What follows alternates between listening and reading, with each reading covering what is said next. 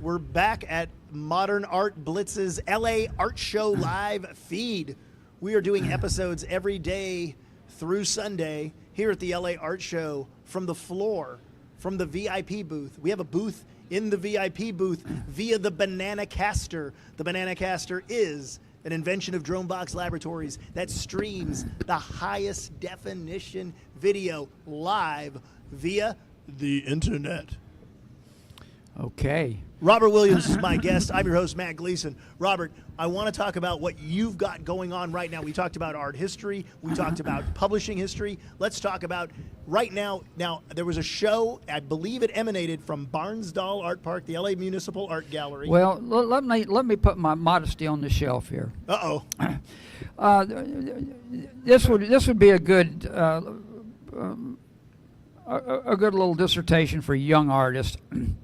When I started having shows around Los Angeles and New York in galleries, what I did was when people would ask to buy art from me, I would say, well, no, you have to buy it from the gallery because I need the sales records. You know, I can't sell it myself. You know, knowing that I would probably lose half of my profit. But through this, I had the remarkable situation of having 8 sold-out shows in a row. See? Commercial gallery shows. Commercial gallery shows. And they pay, and the dealers paid you? Yes. Good to hear. You know, and I use that momentum to go from better galleries to better galleries and work my way up. And eventually I got one of the finer galleries in New York. One of the top 3 galleries in New York was the Tony Shafrazi Gallery. And Tony finally took me, and we did well there. I had a couple of sold-out shows with Tony. And once I had a footing in New York with Tony, I was no longer the bottom of the top. I was at the, you know, I was at the well, I was no longer the. You're no longer the top of the bottom? Top of the bottom. I was at the bottom of the top. You are now at the bottom of the top. Yeah, so it worked out very, very well. Good place to be. Yeah, and it was very strenuous. I was with Tony for 27 years, and I worked all the time. It's just things worked out very good. This led to other important things and articles and whatnot, and it really helped me in life and my career. And it kind of authenticated me, you know. So Tony retired and is working on a foundation, and I quit having a gallery, but I had a lot of artwork. So I had this show at Barnsdall Park in 2015, and I always wanted that show at Barnsdall Park, and I tried years to get in there. When I was an art student in '64, there was a Salvador Dali show there. At the LA Municipal Gallery? Yes, at Barnsdall Park, and none of the art students I knew would go. They wouldn't even set foot in a gallery that had Salvador Dali. He was too realistic. They would not deal with Salvador Dali because it was realistic art. And my great aim in life was to be at Barnsdall Park and show and get a bigger crowd than Salvador Dali. And I did this. And you did it. I did this. I set the attendance record for the history of Barnsdall Park up there. Wow. Enormous. So then I took that show up to Northern California, to the Sonoma Museum, and it set the attendance record in Sonoma. Okay. And then from that show, went from there to Santa Fe, New Mexico, and I was lucky enough to set the attendance record there. Uh-oh.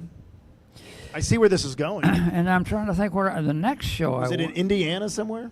The next show, yeah. The next show was Fort Wayne, Indiana. Beautiful museum up there. And I was, once again, fortunate enough to set the attendance record up there. Okay, the humility is on the shelf. And then I went down to Mesa, Arizona, and I got a giant crowd, but I did not set the attendance record there because they had a Latino show that I couldn't compete with. You couldn't compete with it. I couldn't compete with a whole culture. You know, it's you. a whole race, a whole species. I couldn't compete with that. So then after that, I'm going to Baton Rouge, Louisiana. That's my next stop on this tour. See. And the goal is to set the attendance record. Well, that's an ugly, egotistical thing to say, but yeah. Okay. Yeah. So, and the title of the show? Yeah, it's God,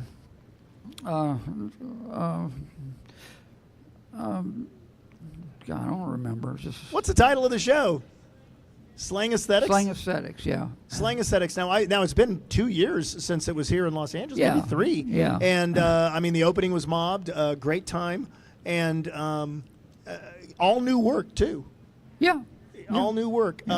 A couple new sculptures, but you're primarily a painter, Yeah. and you're primarily an oil painter. Yeah, that's right. But when I was in college, I took sculpture and did good grades in sculpture. I've always been a sculptor. And some of the work, I mean, these are giant oil Yeah, they're paintings. big. And I can't underscore enough the mastery of the medium that the gentleman to my right, the left of your screen, has mastered. I mean, some of it is in our era, we would just say, wow, it looks digital. I mean, do you ever get accused of that?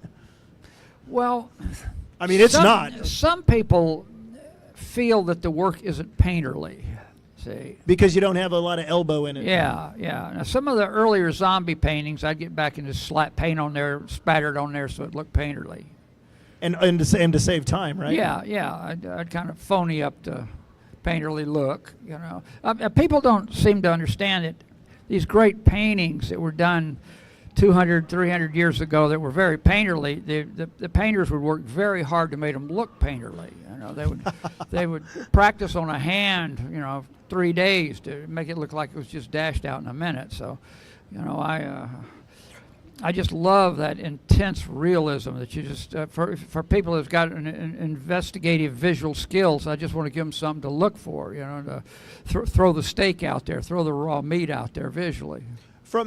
And looking at your art and how it's coming, I'm assuming you're working in probably the same process for most of your career. You have an idea. I assume you do some sketches ahead of time. Lots of sketches. Studies. What start to finish from the idea?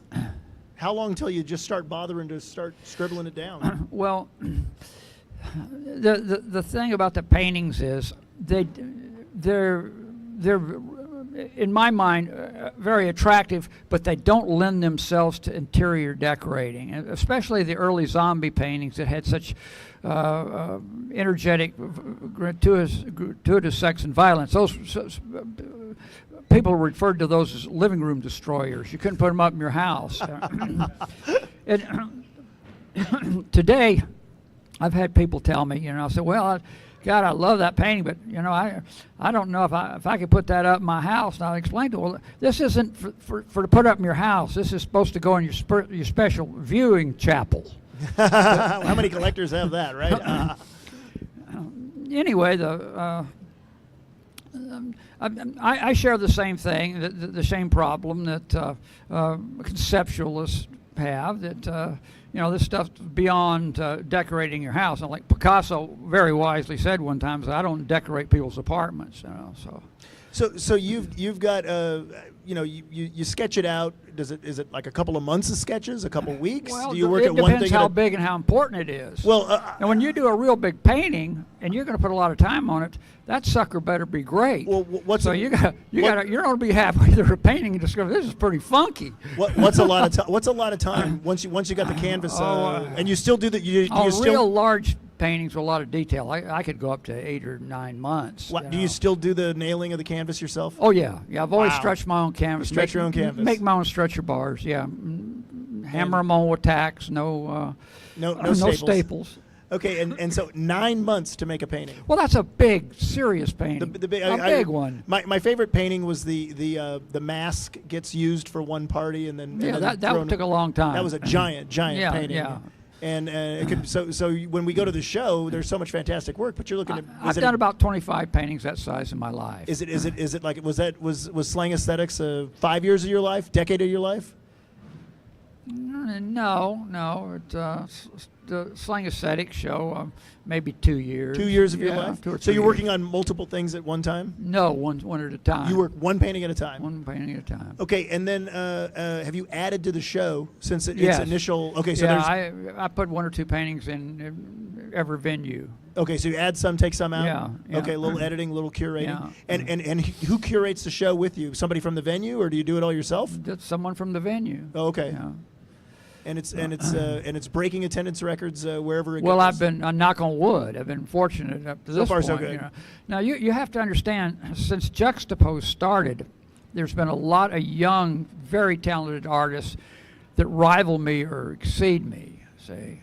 And some of them have become millionaires. There are young artists that have started 15, 20 years ago that... And there you are laying on the barbed wire. Well... Does it not pay as well? I have a wonderful life. My wife, Suzanne, has been a great aid. She's a remarkable artist in her own right. And I couldn't ask for a better life. Now, I don't trying to sell other people the art life, the bohemian life, because it is super rough. It is very, very rough. And one thing I learned early on, real early on, the rougher it is, the better, because it gets rid of the other artist. So when times are tough, that's when the art gets better. Yeah, you got more of a chance when it's just really hard. When the economy's bad and everything, you got a better chance because it just runs them off. See? Stick it out. When it's easy, things are rocking. Yeah. Big fat tax cut. Everybody's there partying. Yeah. At a big art fair, for example. Yeah. What we need is a good recession to make art better. Is that it? Well, you got a political situation here that I think is going to aid to art because it's going to create a revolutionary generation. Really? Yeah, I think so. You think that's what's budding? I think if young people start worrying about the draft and repression of bohemian lifestyle, I think they'd get off their iPhone. The last, I don't mean to be snide or look down and say goofy things, but the last two generations have been pretty complacent. We're getting applause here from the VIP room at the LA Art Show. So, anyway, I don't know where else. I'll take this conversation anywhere you want to go. Oh, we've taken it. We've taken it. Yeah, I've got so much sympathy for young artists that are really trying and are talented, and I'll do anything I can to help them. But I just won't blanketly encourage legions of people to be artists. That's just not right. It's just a tough road. Yeah. Everybody can be an artist, and if you just want to be an artist and enjoy yourself, that's good. But to seriously think you're going to take care of a family. You're gonna buy a house and you're gonna meet financial obligations. You might not want to lose your day job. Just give up now, folks. Robert, thank you very much for joining me on Modern Art Blitz. Yeah. It's been a privilege. I've been a fan of yours. Thank you. Real quick, one thing I just want to ask you: when's our book coming out? It's coming out the end of the year. Tell us about the book. The Fantagraphics is doing a complete book of everything I've ever done. It's my 11th book, but this is the book that's going to have everything in it. And just the name of the book is Robert Williams. It's a great book, and I was privileged enough to write an essay. You sure did. To lead the book, to lead the book off, and I want everybody to know that I had Greg Escalante look at that essay, and he said it was one of the best things he ever read. So I was very, very proud of that, and I know you liked it because if you didn't, it wouldn't be in the book. I did. All right, thanks for joining me, a lot. Robert. We'll be back right after this.